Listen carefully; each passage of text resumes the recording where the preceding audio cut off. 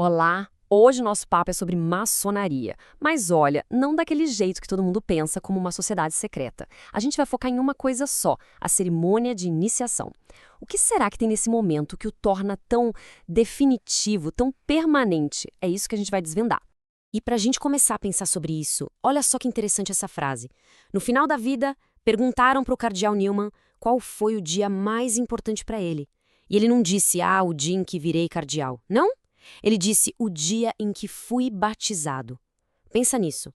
O momento da entrada foi mais importante que o auge da carreira. Como pode um único dia ter mais peso que uma vida inteira de conquistas? Essa é a chave do que a gente vai ver hoje. Tá, mas e a maçonaria? Onde ela entra nessa história? Bem, entra totalmente. Porque a maçonaria é, na sua essência, uma sociedade iniciática. E o que isso quer dizer? Que o foco não são só os jantares, os eventos sociais ou a caridade, por mais importantes que sejam. O que define a maçonaria de verdade é justamente essa experiência de entrada, esse rito de passagem.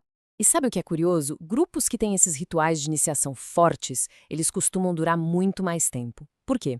Porque o que une as pessoas ali não é só uma festa ou um projeto, é uma experiência profunda, compartilhada, que conecta todo mundo num nível muito mais pessoal, sabe? É algo que todos passaram e que os marca para sempre. E é aqui que a gente chega no coração da coisa. Uma iniciação na maçonaria não é só uma cerimônia, é muito mais. É um evento permanente. Um rito que acontece uma única vez e muda o status da pessoa. Para sempre. Pensa, por exemplo, num padre. Ele é ordenado uma vez. Não dá para desordenar ele, nem ordenar de novo. Com um maçom, a lógica é a mesma. Não dá para ser desiniciado. Mesmo que a pessoa decida sair da ordem, se afastar, aquela mudança fundamental que aconteceu na iniciação, ela continua lá. O rito é definitivo.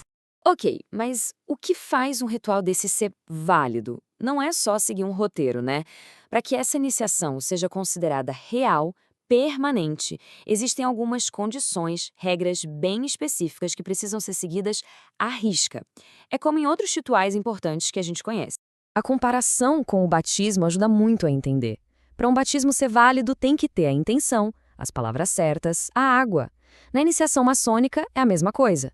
Precisa ter o consentimento total do candidato, a intenção clara de fazer um maçom e até um número mínimo de maçons presentes. Cada detalhe importa. A precisão aqui é tudo. E o resultado disso tudo é que se o ritual for feito do jeito certo, seguindo todas as regras, a transformação é total. A pessoa é feita maçom.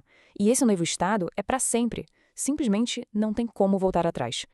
Então a gente já entendeu que é algo permanente. Agora, vamos mergulhar nos detalhes. Como é essa cerimônia? O que acontece de fato durante a iniciação no primeiro grau? Olha só essa imagem. Ela já nos transporta para outro tempo, né? Dá para sentir o clima, a formalidade do ritual, a solenidade do lugar, como os membros estão posicionados. Nada aqui é por acaso. Cada elemento visual tem um significado, um propósito simbólico. E no centro de tudo, claro, está o candidato. A forma como ele é preparado para a cerimônia não é aleatória, pelo contrário. Cada detalhe da roupa, da aparência, carrega um simbolismo gigantesco. Para começar, o candidato não pode ter nenhum metal com ele. Dinheiro, joias, nada. E por que isso? É um símbolo poderoso de que ali dentro, a riqueza material, o status social, nada disso importa. O que está em jogo é o valor interior da pessoa, o caráter dela. Depois, ele fica vendado. E olha, pode parecer um sinal de submissão, mas é exatamente o contrário. A venda representa o ponto de partida de uma jornada. A pessoa está simbolicamente na escuridão, na ignorância. Está prestes a caminhar em direção à luz, ao conhecimento. É um tema central na maçonaria. E por último, um detalhe curioso. O candidato fica com um pé calçado e o outro descalço. Isso tem uma conexão direta com uma passagem bem famosa da Bíblia, a de Moisés e a sarça ardente. Ele teve que tirar as sandálias porque estava pisando em solo sagrado. A ideia aqui é a mesma. Aquele é um lugar de profundo respeito e reverência. Bom, a gente já viu o como o ritual acontece. Mas e daí? Qual é o impacto real desse momento?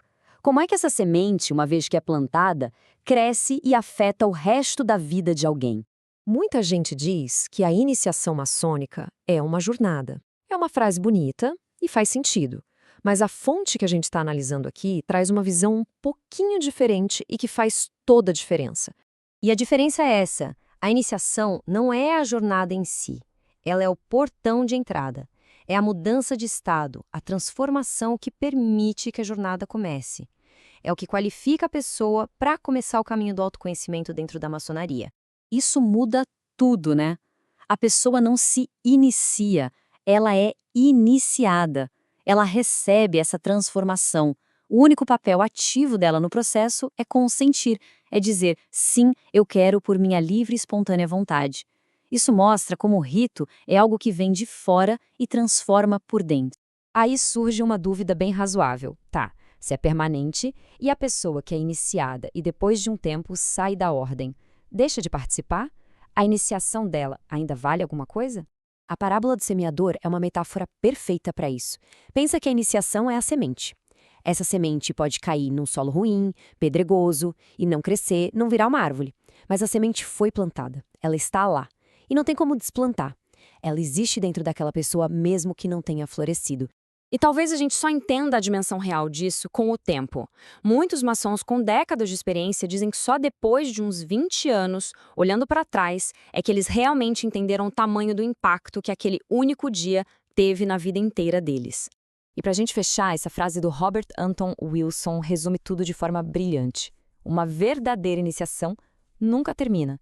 O ritual acaba, claro, mas a mudança que ele provoca, o processo que ele inicia, esse continua.